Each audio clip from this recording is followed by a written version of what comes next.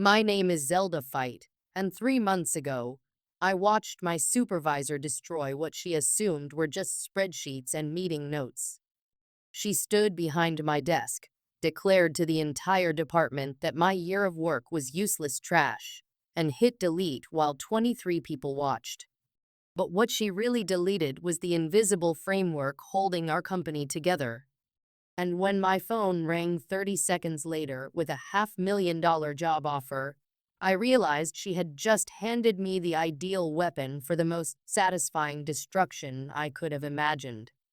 Before I tell you exactly how watching her unravel became the most rewarding moment of my professional life, could you take a few seconds to hit that like button and subscribe? Because what I'm about to reveal will show how a single act of cruelty can backfire in ways that seem impossible until they unfold right in front of you. And trust me, you'll want every detail of how this played out.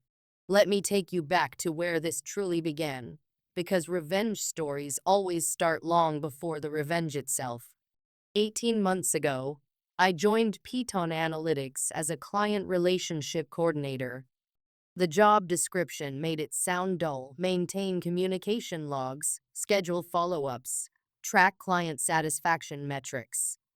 What it didn't say was that the company was bleeding clients faster than anyone admitted, and the last person in my role had lasted only 4 months before quitting without notice.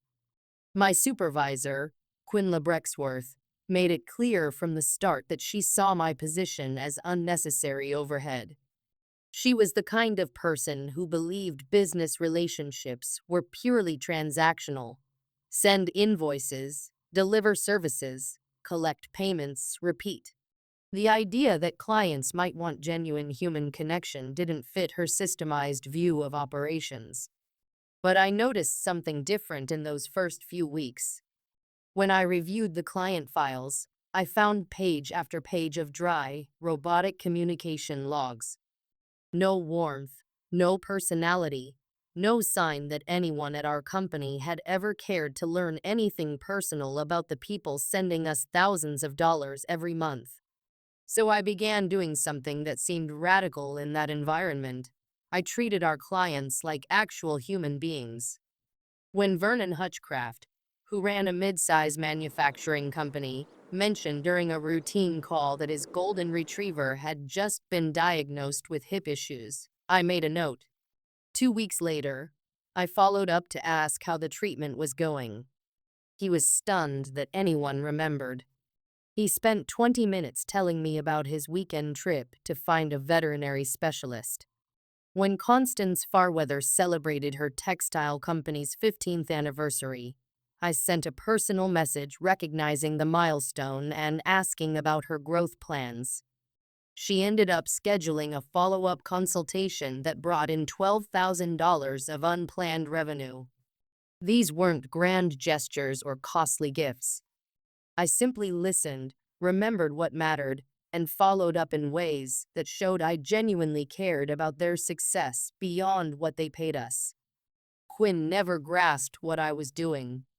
She'd walk by my desk and see me typing what looked like small talk notes, and I could feel her disapproval radiate across the office.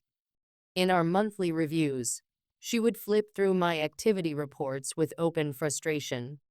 "Why are you spending 45 minutes on calls that should take 15?" she'd ask, tapping her pen against her clipboard. "Efficiency metrics show you're handling fewer interactions per hour than optimal."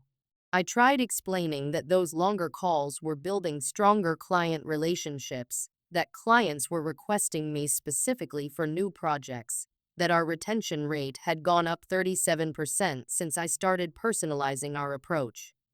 But Quinla only cared about numbers that fit neatly into her spreadsheets. What she didn't see was that I was creating something more valuable than call logs. I was becoming the bridge between our company and the clients who kept us alive. Roderick Yates, who owned a chain of specialty bookstores, started calling me directly instead of the main line. He said he appreciated speaking with someone who remembered that he loved vintage mystery novels and that his daughter was studying literature in college. Tempest Living Well, whose catering company made up our third largest monthly revenue, began referring us to other businesses just because she enjoyed our conversations about farmers markets and her grandmother's recipes. Month after month, I watched our client satisfaction scores rise, while Quinn stayed focused on productivity metrics that completely missed the bigger picture.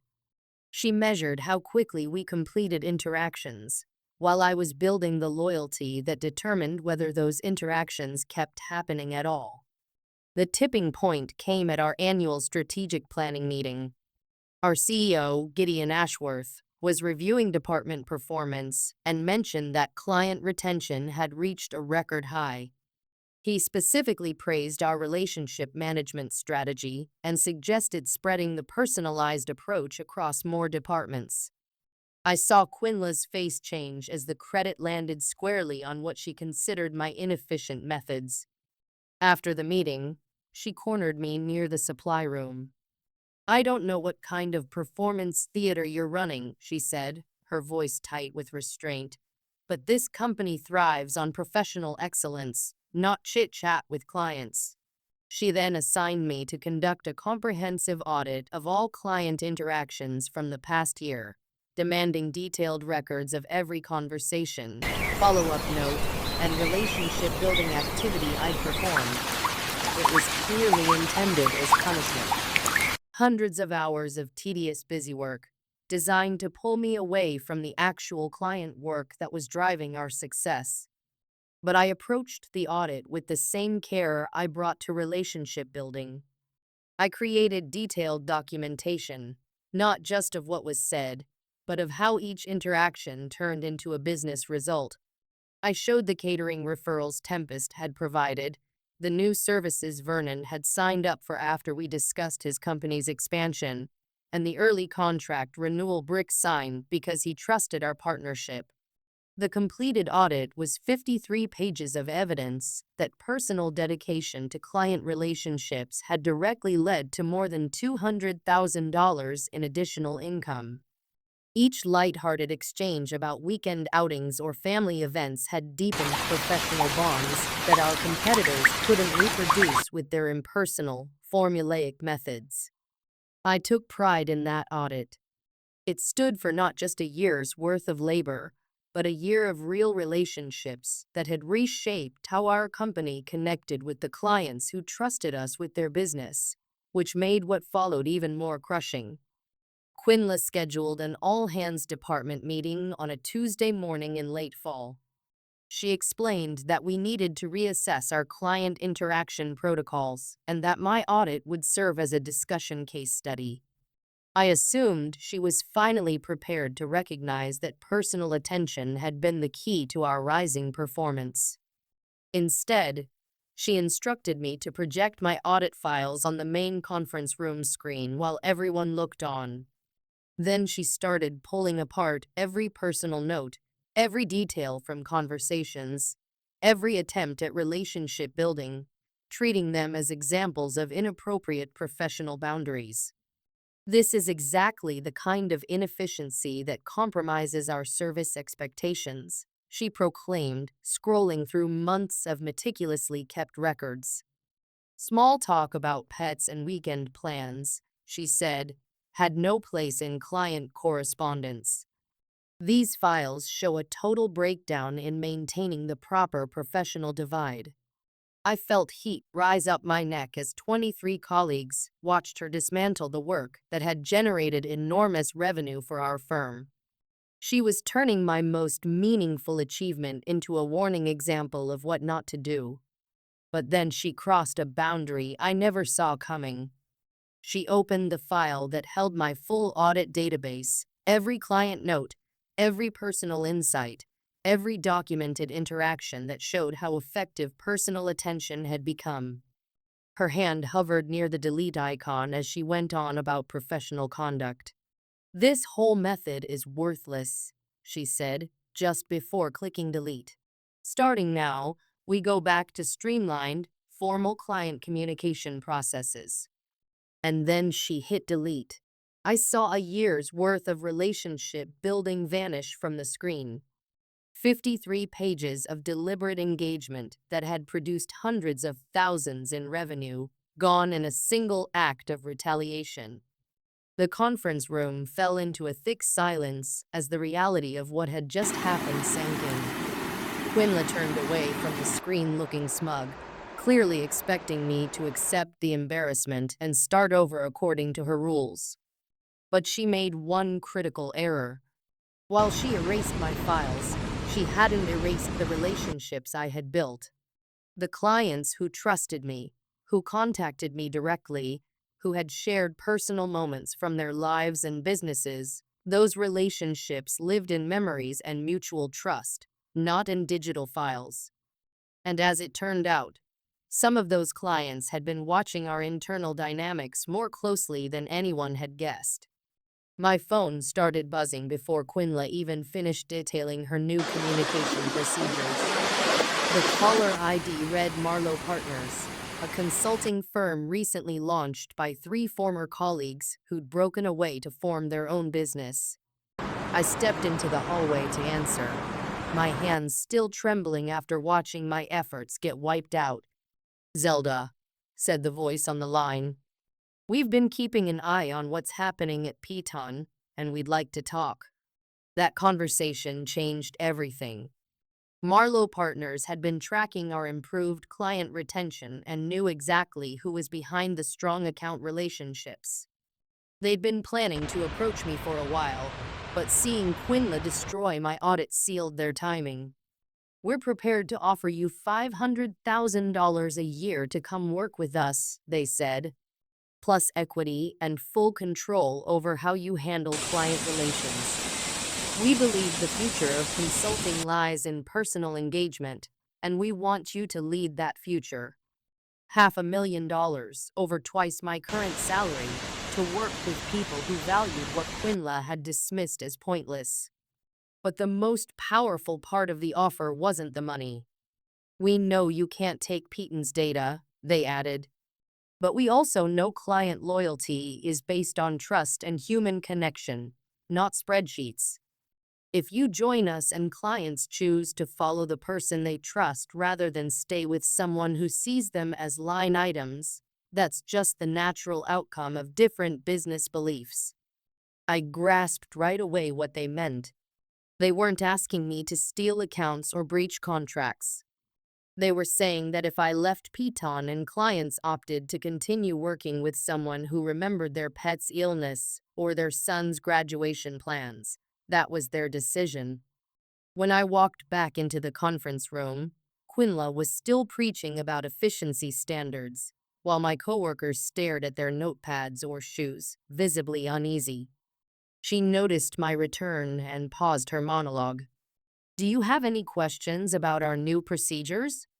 I looked around the table at the people I'd worked beside for a year and a half, then at the blank screen where my audit had just been deleted, then back to Quinla's smug face. "Actually," I said, "I have something to share." What came next would become the most gratifying moment of my entire career.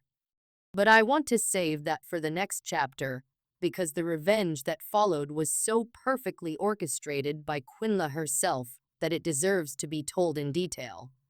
The poetic part wasn't that I crafted some intricate plan to ruin her. The poetic part was that by deleting my relationship-focused work, she removed the only glue holding our biggest clients in place. She thought she was deleting clutter. What she really deleted was the trust that had taken a year to build and could vanish in weeks. And when that phone rang with the $500,000 offer, I realized she'd just handed me the perfect revenge, letting natural consequences do the work while she watched everything she'd tried to preserve slip through her fingers. "I'm resigning from Piton Analytics, effective immediately," I said, my voice steady despite the adrenaline racing through me. "I'll be joining Marlowe Partners as Director of Client Relations." The room went silent. You could hear the air conditioner humming and someone clicking their pen in the corner. Quinla's face changed from self-satisfied to stunned, then to something close to panic. You can't just quit in the middle of a department meeting, she blurted, clearly rattled. There are procedures, notice periods, transitions to follow. Actually, I said, holding up my phone to show the contract just sent to me. My agreement allows for instant resignation under conditions of a hostile work setting or professional misconduct. Publicly erasing my work while shaming me in front of the team fits both criteria. Gideon Ashworth, who had been silently observing from the back, stepped forward. Maybe we should discuss this privately before jumping to conclusions. But I was finished with private talks and polite compromises. Quinla had chosen to humiliate me publicly so she would get to experience the consequences just as publicly. There's nothing to discuss, I said, gathering my personal items from the conference table. My decision is final. I'll submit formal resignation paperwork within the hour. As I walked toward the conference room exit, I could feel 23 pairs of eyes following my movement. Some of my coworkers looked shocked, others looked impressed, and a few looked like they were reconsidering their own career choices. Quinla called after me, her voice higher than usual. You're making a huge mistake. Marlowe Partners is a startup with no proven track record. You're throwing away job security for some fantasy about relationship building being more important than professional standards. I paused at the doorway and turned back to face her. We'll see which approach proves more valuable. Within 24 hours, I had cleaned out my desk, completed exit interviews, and started my new position at Marlowe Partners. Their office was smaller than Peaton's, but filled with energy and excitement about building something innovative in the consulting space. More importantly, I was finally working with people who understood that business relationships were built on genuine human connection, not efficiency metrics and standardized communication protocols. But the real validation of my decision came in the weeks that followed as I watched the natural consequences of Queena's actions unfold with devastating precision.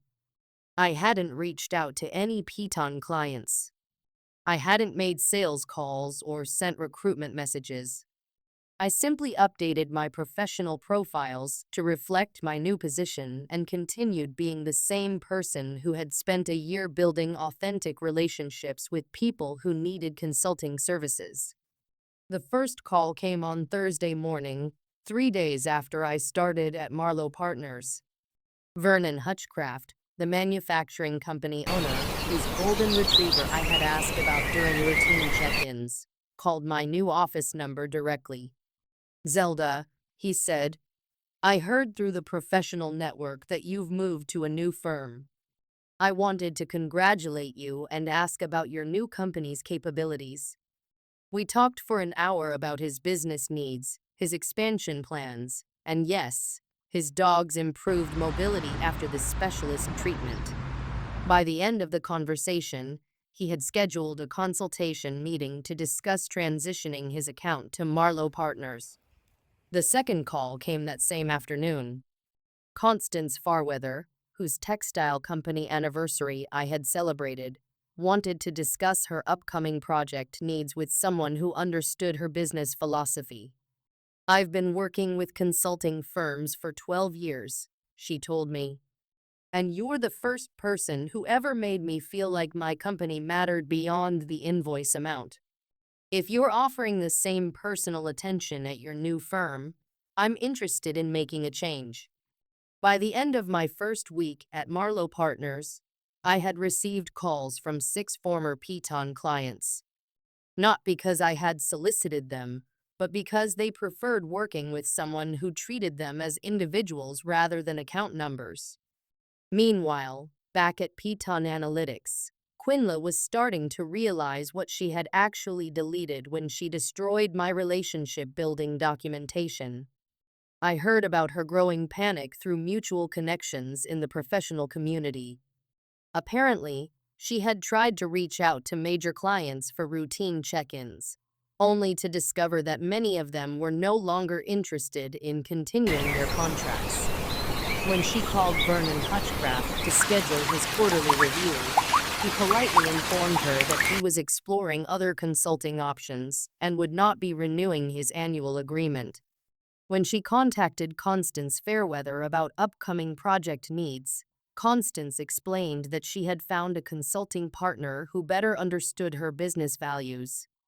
One by one, the clients I had spent a year building relationships with were making the choice to work with someone who remembered their personal details, their business challenges, and their individual communication preferences. Quinla had believed that client loyalty was tied to Peyton's brand reputation and service quality. She was discovering that client loyalty was actually tied to the personal connections that made people feel valued and understood. The third week after my departure, I received a call that made everything clear about how devastating Quinn's decision had become. Rick Yates, the bookstore owner who had started calling me directly instead of going through Peyton's main number, wanted to share some information that he thought I should know. Quinla called me yesterday, he said, asking if there were any service issues that might explain why I was considering other consulting options. When I told her I was following you to Marlowe Partners because I valued our personal connection, she actually argued with me about it. He laughed, but not in a way that suggested he found it amusing. She told me that professional relationships should be based on service quality, not personal chit-chat about books and family. She said I was making an emotional decision instead of a business decision. Can you believe that? She was lecturing me about how I should choose my own consulting partners. That phone call revealed everything about why Quinla's approach was failing so spectacularly. Even when faced with the evidence that personal relationships were driving client decisions, she couldn't adjust her philosophy. She was still trying to convince people that efficiency metrics mattered more than feeling valued and understood. By the end of my first month at Marlowe Partners, 14 former Peyton clients had either switched to our firm or initiated conversations about potential transitions. These weren't small accounts. They represented over 60% of Peyton's annual revenue. I wasn't actively recruiting them. I was simply being available when they called, remembering details about their lives and businesses, and providing the same personal attention that had built our relationships in the first place. Marlowe Partners was thriving beyond their most optimistic projections, while Peyton Analytics was experiencing the worst client retention crisis in company history. The most satisfying part wasn't the money or the professional success, though both were incredible. The most satisfying part was knowing that Quinla had created this entire situation herself through her stubborn refusal to value what clients actually wanted. She could have supported my relationship-building approach.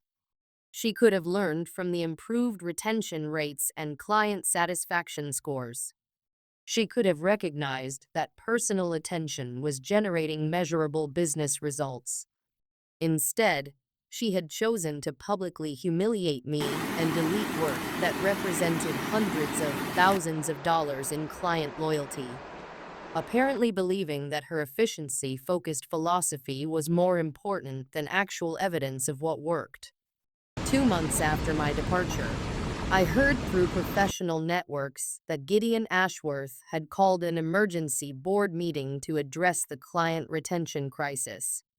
Peyton Analytics was facing the possibility of layoffs, reduced operations, and potentially selling to a larger firm to survive the revenue loss. Quinla, who had been so confident about her professional standards and efficiency metrics, was now scrambling to explain how the company had lost most of its major accounts within 8 weeks. According to sources still employed there, she had at first attempted to pin the client defections on my departure, suggesting that I had somehow sabotaged client relationships or breached ethical lines to steal accounts.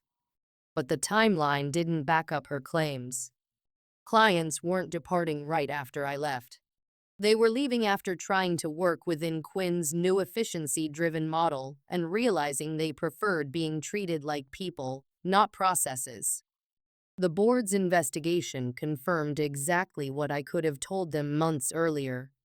Clients choose consultants based on trust, communication, and feeling valued, not on how fast calls are answered or how neatly issues are classified. Quinla had spent a year dismissing relationship building as inefficient small talk, and now she was suffering the consequences of that mindset in the form of defections that jeopardized the company's future. 3 months after I left, I got the call that brought this revenge story full circle. Gideon Ashworth contacted me directly to discuss what he described as a potential partnership opportunity. He wanted to know if Marlowe Partners would be interested in acquiring Piton Analytics' remaining client accounts and possibly onboarding some of their staff during what he called a strategic restructuring process. The company that once dismissed my relationship-building strategy as inefficient nonsense was now hoping to hand over its final assets to the firm built entirely on the approach Quinla had rejected. During our conversation, Gideon casually mentioned that they were also re-evaluating leadership in their client relations division.